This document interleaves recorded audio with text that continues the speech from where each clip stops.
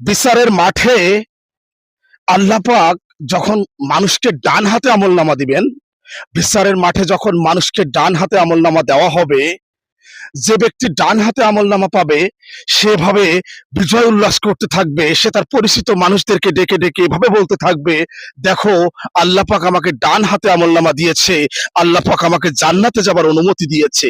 ঠিক এভাবে বিজয় উল্লাস করতে থাকবে। আবার অন্যদিকে বিচারের মাঠে যাদেরকে বাম হাতে আমলনামা দেওয়া হবে, বিচারের মাঠে বাম হাতে আমলনামা দেওয়ার সাথে সাথে ফেরেশতারা ডান্ডা বেড়ি লাগিয়ে টানতে টানতে জাহান্নামের দিকে নিয়ে যাবে।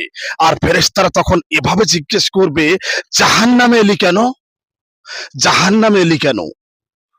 তোমাদের কাছে কি আল্লাহর কিতাব নবী রাসূল পৌঁছায়নি? আল্লাহর কিতাব নবী রাসূল গিয়েছিল না?